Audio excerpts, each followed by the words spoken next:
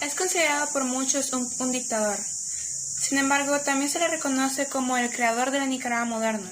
Durante su gobierno, el país logró alcanzar grandes crecimientos políticos. Sin embargo, su administración también trajo muchos conflictos políticos. A continuación, las características económicas, políticas, sociales y culturales del gobierno de Zelaya.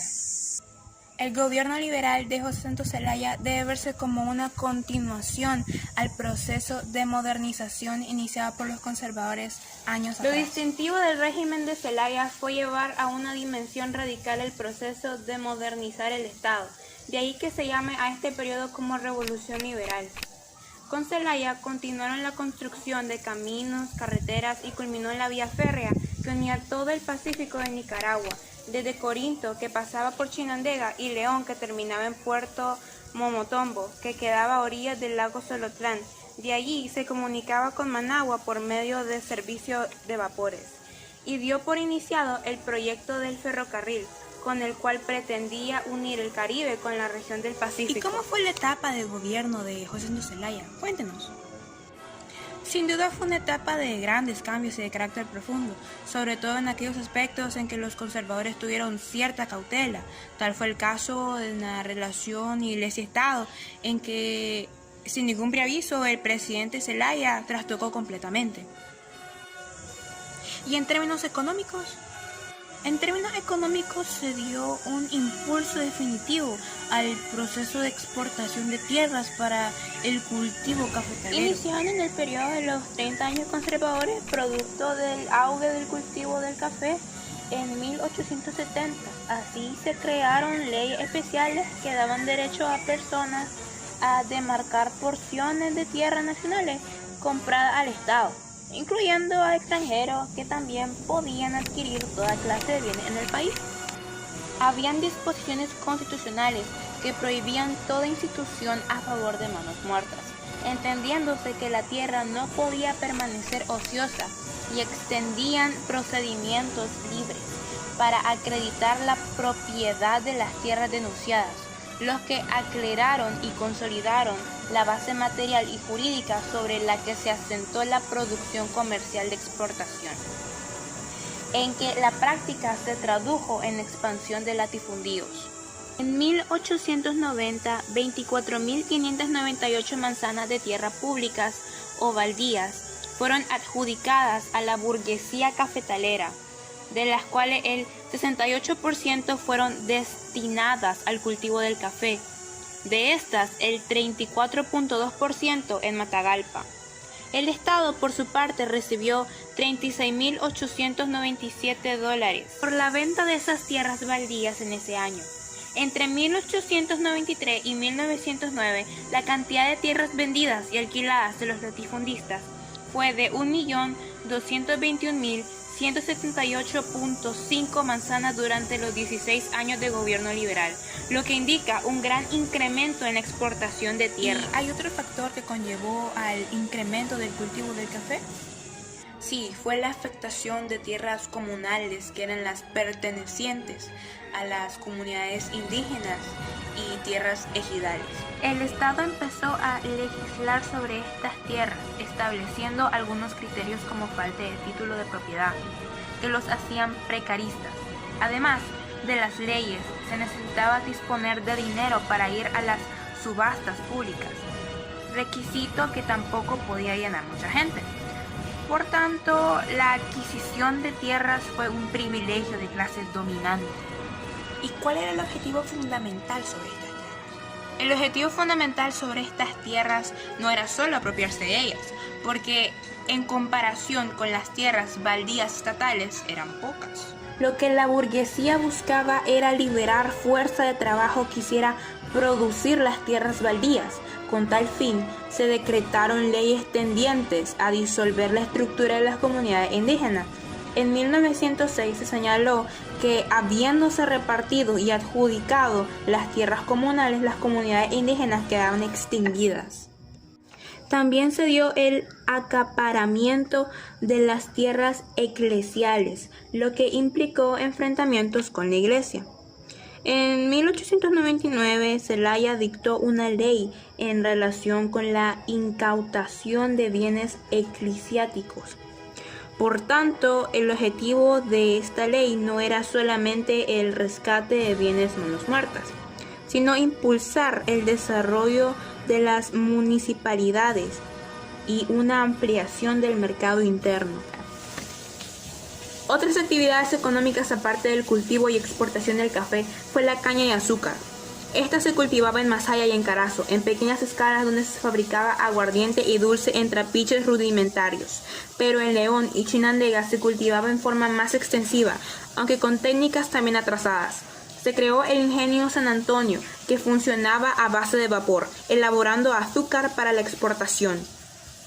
El aguardiente, derivado de esta, llegó a ser nuevamente monopolio de Estado a partir de 1894, beneficiando al mismo con mayores ingresos fiscales. En el periodo del gobierno liberal de Zelaya, la producción azucarera se incrementó de forma notable, llegando a Nicaragua a exportar 505.000 kilos en 1898, con un valor de $45.000, a 1.832.000 kilos con un valor de $182.000 en 1909, después de cubrir el consumo interno. En menor escala se cultivaba el tabaco, el cual había sido monopolio de Estado hasta 1894, cuando se abolió. La ganadería mantuvo relativa importancia en el régimen liberal.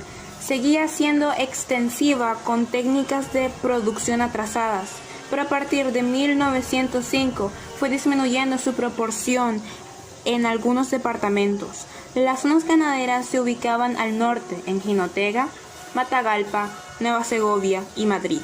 En centro y sur, Chontales, Granada y Rivas. El café siguió siendo el rubro de la exportación, aunque en menor escala.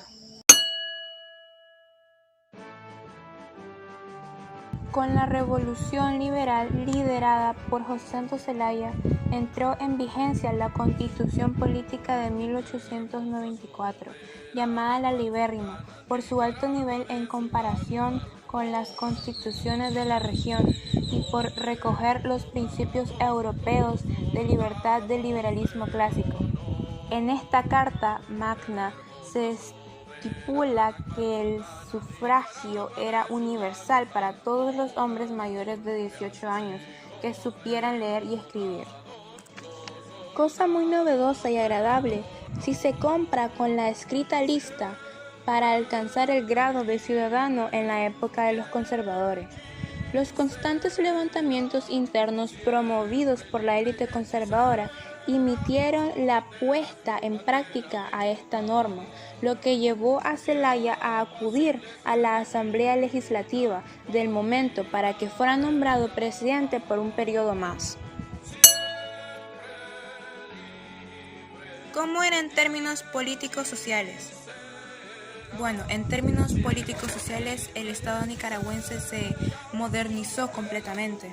En principio, la República obtuvo de mano de los diputados liberales una nueva constitución política en 1894 llamada la Libérrima. En ella se consagraban principios y garantías individuales muy adelantadas para la época. Se estableció la seguridad individual, la libertad, la igualdad y la propiedad privada. Quedaba prohibida la pena de muerte y la prisión por deudas. Se establecía la libertad de culto, expresión, enseñanza, actividad de asociación y de disposición a la propiedad. Se obtuvieron las vinculaciones y toda institución de manos muertas, formas señoriales y eclesiales de la propiedad. Con el régimen liberal se creó por primera vez un ejército profesional dependiente del poder civil y bien apertrechado, que hiciera frente a las campañas de Zelaya fuera de Nicaragua y para contrarrestar los levantamientos e insurrecciones de los conservadores y de los mismos liberales en contra del sistema. Se creó la Corte Suprema de Justicia y un nuevo juzgado en varios departamentos, a la vez que se aumentó el personal de oficinas judiciales. Se organizó la policía de Managua y estableció la policía republicana en las principales ciudades, las agencias de policía en otros pueblos. En lo referente a las finanzas, se renovó el sistema de renta y se creó el Tribunal Supremo de Cuentas y la Contaduría General de la República. Sustanciales cambios sociales que se encontraban recogidos a la nueva Constitución fueron el establecimiento del matrimonio civil, la legalización del divorcio, la secularización de los cementerios y la separación de la Iglesia del Estado. Nicaragua se convirtió en un país laico, es decir, que no tenía religión oficial y que se respetaba la libertad de culto. En el periodo de los 30 años conservadores, el Estado de Nicaragua firmó con la Santa Sede en 1862 el Concordato, por medio del cual las autoridades civiles tenían la potestad de administrar a los sacerdotes los bienes de la Iglesia. A cambio, el Estado pasaba una manutención al clero para su subsistencia. A la vez adoptaba la religión como oficial. Con Zelaya, las relaciones Iglesia-Estado alcanzaron el mayor punto de tirantes al decretar la exportación de bienes eclesiásticos, prohibir a los sacerdotes usar el traje de talar en las calles públicas y reducir las actividades religiosas como las procesiones a lo interno de las iglesias. Ante tales circunstancias, Zelaya fue excomulgado por la Iglesia Católica Nicaragüense. Para responder ante tales acciones, el presidente decretó la expulsión de obispos y sacerdotes opuestos al régimen. La Academia Militar Politécnica de Nicaragua, fundada por el general José Santos Zelaya, oficiales de la Academia Militar Politécnica de Nicaragua en traje de gala, fundada por el general Zelaya. La Politécnica fue clausurada en 1909. A lo interno de la nación, Zelaya puso mano firme contra los opositores del régimen, fueran de tendencia liberal o conservadora. A nivel externo, el régimen se caracterizó por el acentuado nacionalismo con el que defendió su postura ante el injerencismo de potencias extranjeras, sobre todo la norteamericana. Para limitar el peso de los Estados Unidos en el país, Zelaya buscó aliados en Europa, particularmente Inglaterra, pero también mantenía relación con Francia, Alemania y Japón. Esto disgustó grandemente a los estadounidenses, quienes no aprobaban la conducta libertina del general Zelaya, conociendo la teoría y práctica de la doctrina Monroe. Por tal razón, buscaron por todos los medios reducir sus aires retadores, o en todo caso quitarlo del poder. El nivel centroamericano, como sus predecesores, intentó conformar nuevamente la República Centroamericana, con apoyo de gobiernos aliados en los demás países. También se inmiscuyó en la vida política de los demás estados, de manera particular en Honduras y El Salvador, donde apoyó a los opuestos de los regímenes conservadores para llevar a cabo levantamientos armados, deponer a dicho presidente y establecer gobiernos de la misma tendencia en cada uno de ellos. Fuerte fue la resistencia en Guatemala del conservador Estrada Cabrera, quien de su lugar y con apoyo de estadounidense sirvió de contrachoque a las acciones impulsadas por Zelaya desde Nicaragua. A manera de antecedentes se puede señalar que en la segunda mitad del siglo XIX se hicieron esfuerzos de parte del gobierno por impulsar la instrucción en el país. En 1842 habían 92 escuelas, las de varones 3.871 estudiantes y las de niñas con 532 estudiantes. Además, 3 colegios de secundaria en total, uno en León, otro en Granada y un tercero en Rivas. Esto quiere decir que solo un 15% de los niños en edad escolar asistía a las escuelas. La Universidad de León contaba en 1872 con 66 estudiantes. En Granada funcionaba una facultad de Derecho. En 1882 se abrió la Biblioteca Nacional, que 15 años más tarde contaba con 8.000 volúmenes.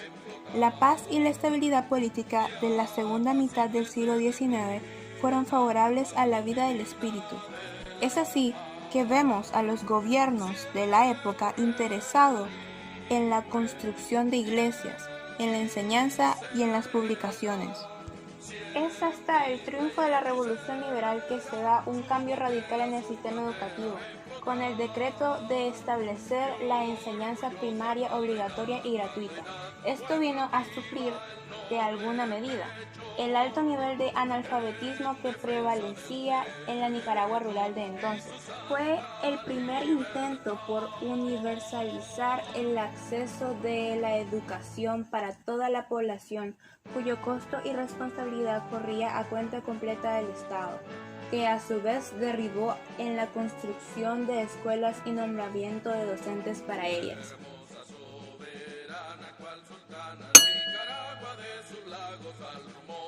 Su gestión gubernamental provocó gran desarrollo en Nicaragua, modernizó el Estado introduciendo leyes, creó nuevas instituciones, promulgó códigos, reglamentos, introdujo el habeas corpus. Convirtió a Nicaragua en la más próspera y rica nación de Centroamérica. Es una lástima que los investigadores por lo general han aceptado este dictado precipitado y erróneo y no han investigado a profundidad la carrera completa de Zelaya. Creo que si hacen la investigación debida, el resultado sería una imagen muy distinta al famoso dictador liberal de Nicaragua. Este documental lo reportó Akari West.